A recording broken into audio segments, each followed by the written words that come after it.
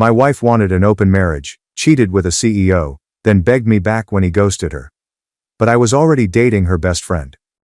What's up, Reddit? I never expected to post something like this, but I've been hanging on to this story for a long time, and it deserves to be told. So, here goes nothing. I am a 35-year-old male who has spent the majority of his life working in construction. I began my career as a worker after graduating from high school and gradually advanced. I do not sit in air-conditioned offices. I do not have a trendy job title with slashes in it. I work with my hands. I create structures that stand on their own.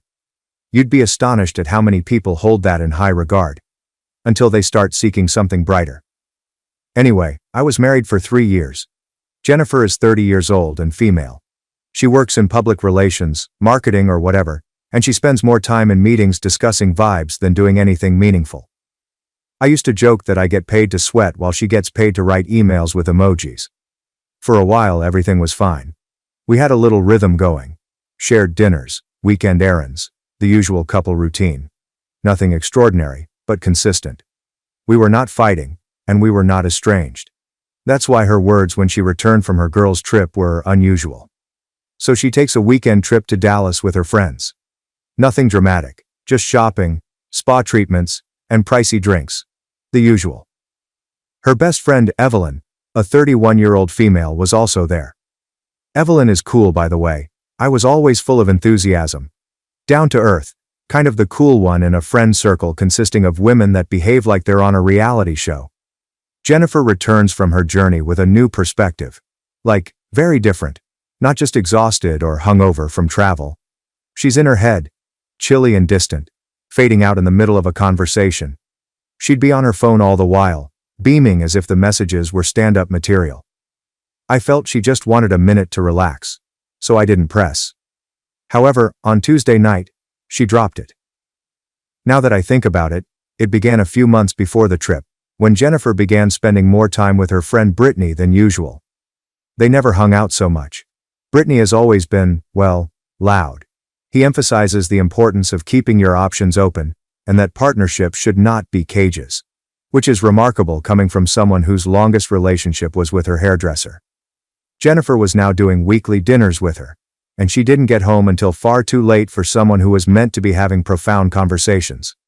Every time she returned from being with Brittany, her mood was wrong. She'd be unduly cheerful or snappy for no apparent reason, as if she was trying to convince herself of something. At the time, I assumed she was just going through a phase or wanted space. Brittany was out here giving TED Talks on how to ruin your own marriage while calling it self-care. We are in the kitchen. I'm making eggs.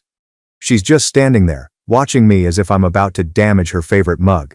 And then she says, casually, as if she is talking about switching laundry detergent, "I think we should try an open relationship." I assumed she was joking. I laughed and kept scrambling. She did not laugh. I turn around. She's completely serious. Calm, as if she had practiced it. I ask, "Wait, what?"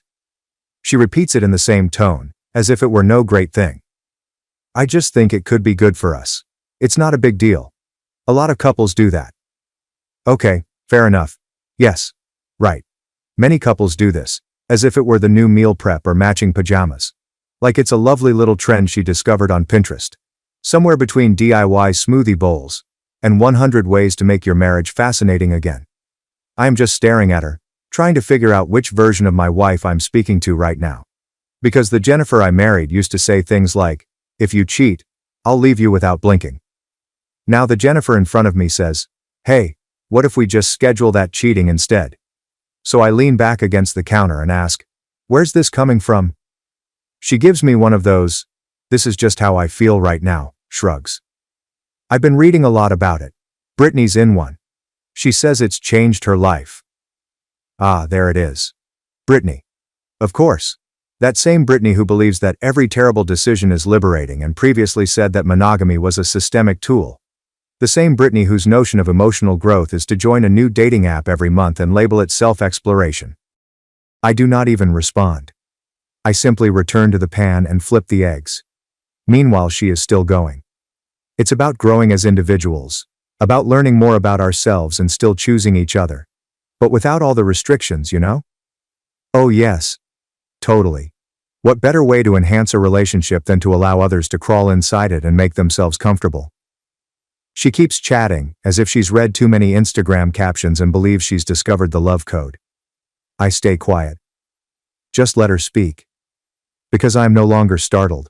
I'm really disappointed. Not by her notion, since people try everything in relationships.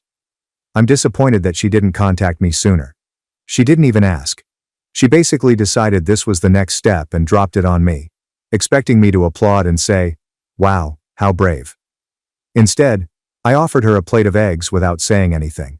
And just like that, she went from being my wife to a woman I didn't recognize. I did not yell, did not flip.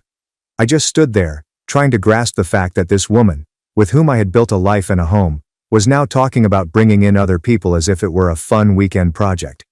But here's the deal. This was not something she was simply intrigued about. This was something she had been thinking about for a long time. Maybe she already has someone lined up. Brittany had just poured gasoline on the already burning fire in her head. That's what my instincts were suggesting. So the next day, rather than saying no, I said, "Okay." I said, "Sure. Let's try it." Her eyes brightened. You'd think I had just offered her front row seats to watch Beyoncé. She asks, "Really? You're open to it?" I respond, "If it makes you happy." And let me tell you, that night, she was virtually jumping around the house, behaving all effervescent, as if she had just been ungrounded by her parents. I maintained my composure, but my mind was already flipping switches. I've always felt that if you give individuals enough time to talk, they will tell on themselves. And Jennifer? She was preparing to sing. The next morning she's texting non-stop and leaving the house more frequently. New clothing, perfume that smells more expensive than my power tools. She says she had coffee with a pal every night. The same excuse. Out with the gals. She assumed I hadn't noticed, but I'm not stupid. The point is, I didn't react. I didn't ask questions or challenge her. I didn't even act angry. I just kept coming to work, doing my thing, and pretending I couldn't see through it. Honestly, it was simpler to remain silent when I had a strong suspicion she wasn't only thinking about open partnerships. She was already well ahead of that period. So I did what any man with half a brain would do. I began watching, listening, and waiting. What I was really doing was allowing her to dig the hole herself. Jennifer did not desire an open relationship. Instead, she wanted a safety net while she checked out her update. And me? I was about to cut the rope. But this is where everything really fell into place. My sister Nora contacted me. We're close, and always have been. She's 2 years younger than me, and unlike most people, she does not sugarcoat anything. If my haircut is awful, she will tell me. If my car smells like workout socks, she'll tell me so before she even gets in. So she texts me out of nowhere. "Can we talk?" It's about Jennifer. I tell her, "Yeah, come by the house." I expected her to say something ambiguous or offer me advice I'd already received. Nope. Nora entered like a sledgehammer. She entered, sat down, and left. "Leo, I know you think you're handling this whole open relationship thing like a champ, but I need you to know, Jennifer is already cheating on you." That caught my interest. I inquired how she knew. She pulls out her phone and shows me a screenshot of a group conversation she had with a girl who used to hang out with Jennifer and her friends. Jennifer reportedly told her staff during her trip that she had met someone with potential. According to the texts, Jennifer had already been chatting to a wealthy man before the girls' weekend. A CEO of a tech firm who drives a high-end automobile, travels for networking, and has 3 pairs of eyeglasses worth more than my truck. I was correct. She was already thinking about someone. One of the texts literally said, "If I play this right, I won't have to worry about money again." Jennifer was talking about some guy as if he were a lottery ticket. I sat there for a second, trying to take it in. Not because I didn't believe it. I did. I'd been feeling weird for weeks. But to have it confirmed like that, man. It wasn't even fury at that point. It was simply freezing. Nora replies, "I wasn't going to say anything at first, but watching you just let her walk all over you made me sick." I appreciated it more than she realized. I told her not to tell anyone else.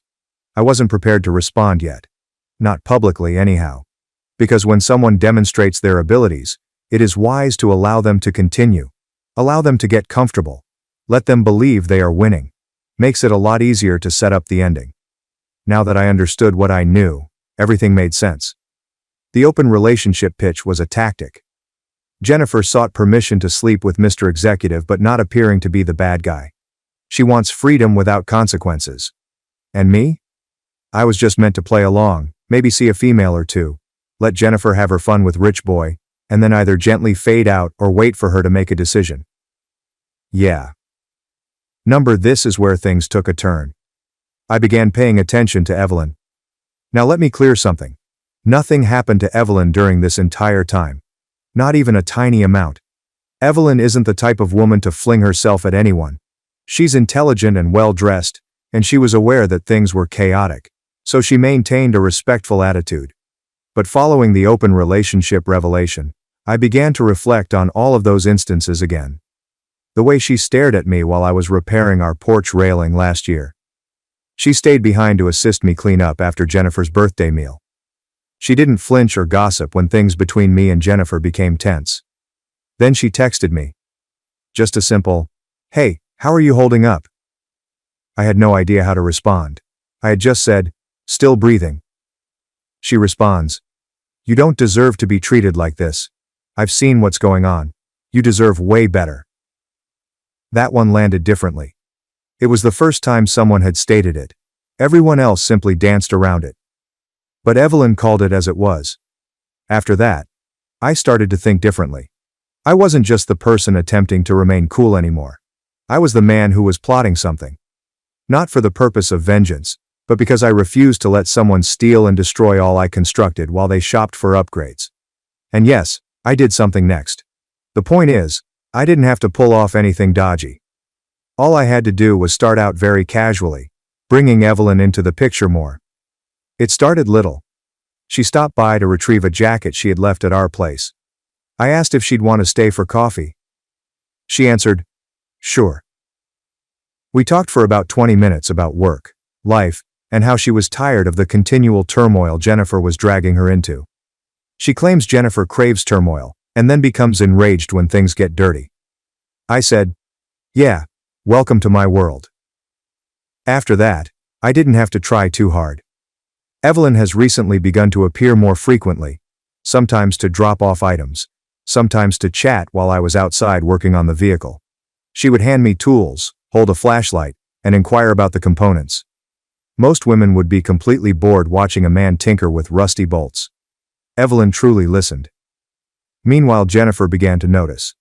That night, as I was about to fall asleep, Jennifer casually said, "You've been spending a lot of time with Evelyn lately."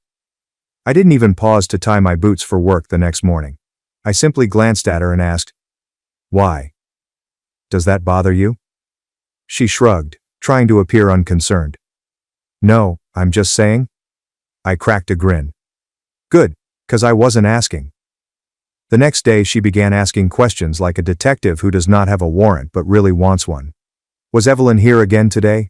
Did Evelyn mention anything about me? Why is Evelyn texting you so much? I initially played dumb. She just stated that she had stopped by or wanted to borrow the drill, which was correct. Evelyn borrowed my drill once. Who knows if she truly used it, or was simply trying to rattle Jennifer. In any case, the purpose has been completed. This is where things became pretty evident. Jennifer stopped seeing the CEO guy. She stated he became too intense, and she wanted space. She attempted to reattach herself to me. I started preparing more dinners. He started calling me babe again, as if it would erase everything. I returned home from a supply run one night to find her having a romantic meal. I go in and ask, "Is it someone's birthday?"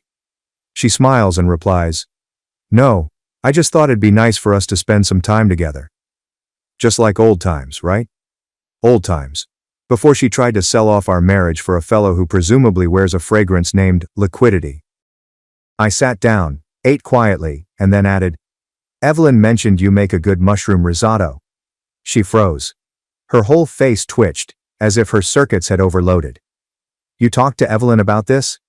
"Yes. She mentioned that she used to help you with this recipe." Jennifer strained a smile so hard that I thought her cheeks might snap. After that supper, things only got worse. She began hovering, following me around the house, asking what I was doing, who I was texting, and if Evelyn had said anything new. I said, "She said you should stop creeping around the kitchen like you're auditioning for a thriller." It didn't go down well. But here's what truly worked. One weekend I invited Evelyn over to help with the back fence. Jennifer was at home, pretending to read a book she had not touched since we got it as a bookshelf prop. Evelyn and I were out back working and joking. She made light of the fact that I measure twice and still make mistakes with my cutting. I responded with something about her small hands being useless for power tools. It was the most natural I had felt in months. I look up, and Jennifer is standing at the window, motionless, peering through the glass like a horror movie extra. I waved. She ducked. Later that night, she attempted an emotional guilt trip. "I just feel like you're pushing me away." I responded, "You literally asked me to accept you dating someone else. That's not pushing. That's me giving you the runway." She snapped. "But you never wanted to do it. You just said yes to trap me." I responded, "No, I said yes because I wanted to see how fast you'd crawl to someone else." It turned out to be faster than Prime. She stormed off. The next day, Evelyn texted me. "She called me this morning, wanted to talk. She's losing it." I answered, "Good. Let her." She asked for openness. She's about to discover what locked doors feel like. Jennifer believed she was in control. She assumed I'd be too ignorant, passive, or loyal to do anything but wait around. She didn't realize I was already laying the basis. After that, things changed. Evelyn and I were not just talking anymore. Something has changed between us. I could feel it, and I'm quite sure she could too. It was not forced. It was not rushed. It simply made sense. So I invited Evelyn to supper. Not out. At my house. She brought over some homemade lasagna. Full layers, absolutely crisp on top, and smelled like true comfort. And reportedly, Evelyn can cook like a magician too. We sat at the kitchen table, plates full, laughing about ridiculous things. There is nothing forced or phony. Just two folks who had been through enough to deserve a calm evening. It felt insanely right. Halfway through dinner, I glanced at her and said, "I don't want to play games anymore." She halted, set down her fork, and looked at me as if she'd been waiting for that line all night. "Neither do I," she replied. There was this brief moment of silence, as if everything had slowed down. And then she said, "I should probably tell you something." I raised my eyebrow. She smiled. Not smugly, but as if she was finally done holding it in. "I've always liked you, Leo. Even back when you and Jennifer first got together. I never said anything because, well, you were taken. And I don't mess with taking. But I saw how you treated her. How steady you were. The way you built things. Not just with your hands, but with your loyalty. And I guess I always wondered what it would be like if someone like you picked me." I said nothing at first. Simply let it sit there. Not because I was surprised, but because it was refreshing to finally hear something honest. I looked at her and said, "Well, I'm picking you now." No more guessing. She nodded and locked eyes with mine. "So we're doing this?" I inquired. She smiled big, without hesitancy. "Yeah, we're doing this." That was it. No games, strange conditions, or emotional gymnastics. Just real talk, real food, and a woman who treated me like the prize, not a stepping stone. For the first time in a long time, I truly believed it. So the next day, still wearing dusty boots, I returned home from work to find Jennifer sitting on the couch, scanning her phone like she was looking for the next reality show to join. Evelyn was arriving in roughly 15 minutes. I decided, you know what? Let's not dance around this anymore. So I sit down casually, like if I'm about to ask what's for dinner. "Jennifer," I said, "just wanted to give you a heads up. Me and Evelyn are together now. We're official." She stops mid-scroll. "You're kidding." "Nope." "With Evelyn? My best friend?" I nodded. "Well, you gave up exclusivity, remember? I'm just doing what you encouraged. Exploring." She stood up so quickly that the couch certainly required therapy. "You're disgusting. I cannot believe you would do this to me, with her. What kind of man?" I cut her off, cool and direct. "I'm the kind of man who gave his wife the chance to be honest. who stood by her while she ran around with a CEO, like our marriage was just her backup plan. You didn't just leave the door open, Jennifer. You kicked it off the hinges. She begins pacing and yelling, throwing in every slur she can think of. Evelyn is called a fake, I'm a traitor, and we're accused of conspiring behind her back. Then she calms down and says, I've been thinking, and I don't want an open relationship anymore. I want to go back to how things were. As if that were some simple switch we could turn off. Like, oops, my mistake. Let's go back to the bit where I tried to sleep my way into a financial upgrade. I stared at her for a second, allowing the stillness to do the heavy lifting. Then I looked her full in the eye and replied, Yeah, I've been thinking too. And I want you to start packing. Have you ever seen someone blink so fast that they appear to be buffering? That was her. Completely caught off guard, as if the math did not match in her head. You're not serious, she replies. Oh, I'm serious. Expect your divorce papers. And she staggered back a step, as if she had just realized the earth was not flat after all. You're divorcing me? She asks, sounding like the victim in a bad drama. As if I were the first one to step out.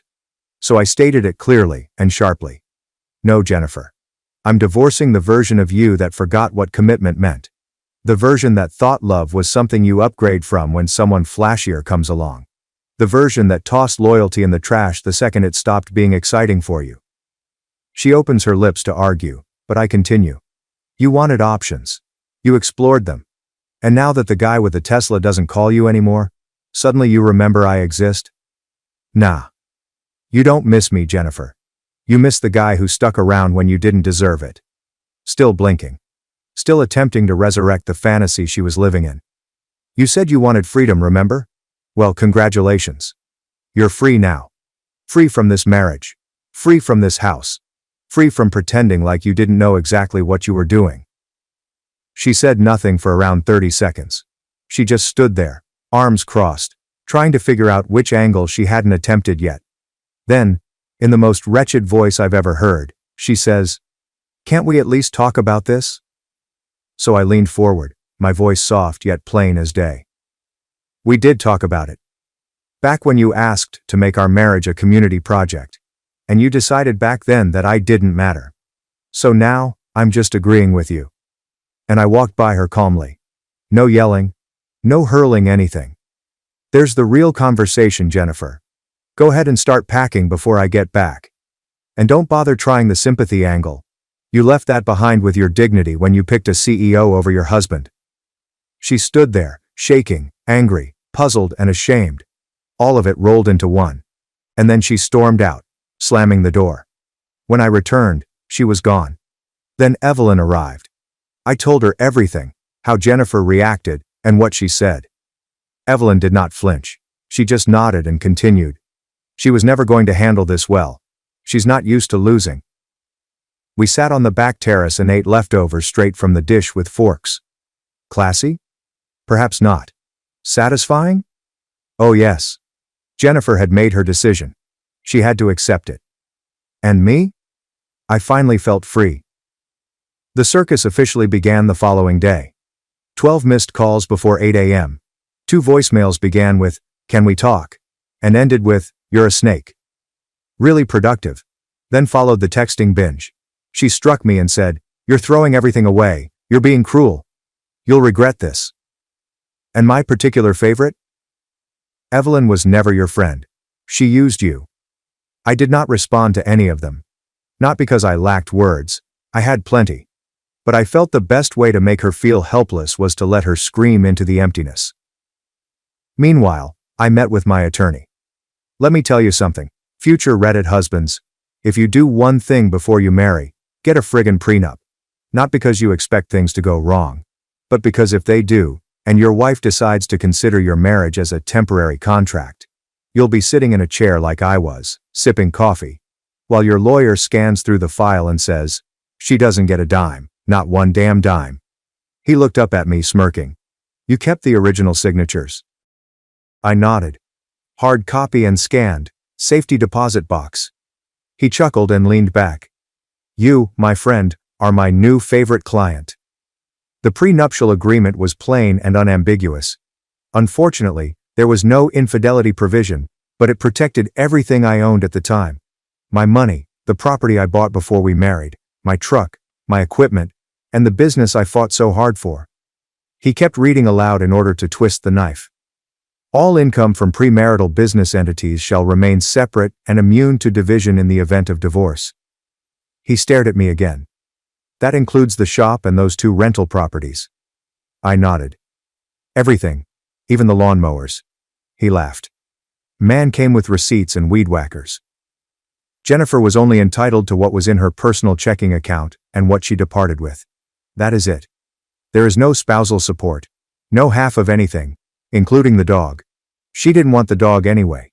She called me too clingy, as if this is a terrible thing for a pet. He slid the papers across the desk. All you have to do now is sign. We'll courier this over to her. And this is exactly what I did. I signed the divorce papers that day. My lawyer sent them to her flat. Yes, she moved into a high-rise rental after leaving, as if she were beginning a new chapter. She contacted me again once she was served. I nodded. Hard copy and scanned. Safety deposit box. He chuckled and leaned back. You, my friend, are my new favorite client. The prenuptial agreement was plain and unambiguous. Unfortunately, there was no infidelity provision, but it protected everything I owned at the time. My money, the property I bought before we married, my truck, my equipment, and the business I fought so hard for. He kept reading aloud in order to twist the knife. All income from premarital business entities shall remain separate and immune to division in the event of divorce. He stared at me again. That includes the shop and those 2 rental properties. I nodded. Everything, even the lawnmowers. He laughed. Man came with receipts and weed whackers. Jennifer was only entitled to what was in her personal checking account and what she departed with. That is it. There is no spousal support. No half of anything, including the dog. She didn't want the dog anyway. She called me too clingy, as if this is a terrible thing for a pet. He slid the papers across the desk. All you have to do now is sign. We'll courier this over to her. And this is exactly what I did. I signed the divorce papers that day. My lawyer sent them to her flat. Yes, she moved into a high-rise rental after leaving, as if she were beginning a new chapter. She contacted me again once she was served. Are you serious? I replied back with one line. Dead serious. You opened the door, I'm just closing it behind you. She responded. I didn't know what was in the prenup. I merely replied, not my fault. I didn't hear back after that. But do you know who did hear from her? Evelyn. Jennifer couldn't just accept the loss and go on. No, silence is not her strong suit. Jennifer apparently showed up at her apartment uninvited, as if she were organizing an intervention. According to Evelyn, she knocked as if she was trying to break in. No warning, no text, only wrath and high heels. Evelyn opens the door calmly, as if she had expected a package rather than a tantrum. Right on cue, Jennifer enters full drama class. You betrayed me. How could you do this to me? Evelyn did not flinch. She merely stood there with her hand on the door, as if she was considering whether to listen to her, or simply walk away and let her yell at the wood. Evelyn then says quietly and directly, You wrecked your own marriage. I just decided I wasn't going to clean up the mess for you. You gave up the job, and now you're mad someone else applied. Jennifer stood transfixed, perhaps waiting for Evelyn to apologize or soften up. Instead, Evelyn told me she looked her in the eyes and said, If this is what you came here for, you can leave the same way you came in, alone, before closing the door. While Jennifer was out here attempting to launch a one-woman pity parade, I was tightening things. I transferred all of our joint subscriptions into my name. I denied her access to everything remaining tied to my accounts. She changed each password as if she were a hacker with something to prove. I cleaned the house. Not only physically, but mentally. She took down old photos, donated the wedding decor she refused to take, and threw out her remaining skincare junk. And just like that, she was gone. There is no alimony, assets, or power left to swing. Evelyn once asked me whether I was feeling ill. I told her no. I feel as if I walked out of a burning building and discovered someone standing there with water. The divorce is now official. Jennifer is no longer my wife, legally or otherwise. To be honest, the moment I received the confirmation call from my lawyer, it felt like a ton of bricks were lifted off my shoulders. I stood in the center of my kitchen, still wearing work boots, and simply smiled. I wasn't angry. I was not sad. I was finished. Life wasn't ideal, but it was finally mine. Honestly, I could have ended the narrative there. But of course, Jennifer wasn't finished making things messy. She's never finished. It was my sister Nora's birthday. Backyard BBQ. Simple things. Close friends, family, and meals I produced myself, rather than pricey caterers as Jennifer used to urge. Evelyn was assisting with the decorations. Nora brought her popular potato salad. My cousin Jason was already 3 burgers deep. Positive vibrations all around. Then something happened. Someone from inside cries, Leo, someone's at the front gate. I hurry to look, and there she is, Jennifer. She stands at the edge of the yard, as if she is returning from exile. Hair done, heels on, and large sunglasses as if she's avoiding photographers. She was holding a present bag.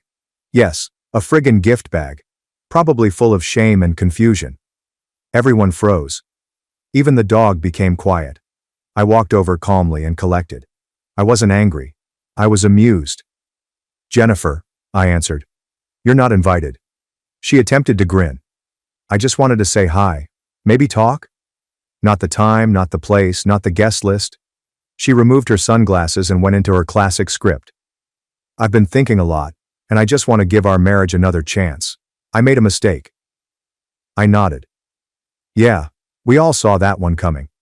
She continued going. I didn't realize what I had until it was gone. And seeing you with Evelyn is not your business anymore. People were watching. Nora crossed her arms from across the yard. Jennifer looked about, as if she had just realized she was no longer the primary character. She asks, "Can we at least talk in private?" I shake my head. Nope. Whatever you came here to say, save it. You had months. You had chances. You picked someone else. And now you're here because he dumped you and I didn't. She became quiet. Really quiet. Then she exclaimed, "So you're just replacing me? Like it's that easy?" I leaned forward and stated, loudly enough for everyone to hear. You replaced yourself the second you gave me permission to stop being your priority. She attempted to save face. This isn't over. You can't erase everything we had. I laughed. Jennifer, you erased it. I just swept up the pieces and handed you the broom. She opened her mouth, as if she were about to explode. But Evelyn went over, calm and steady. Didn't say anything. Just stood next to me. That was sufficient.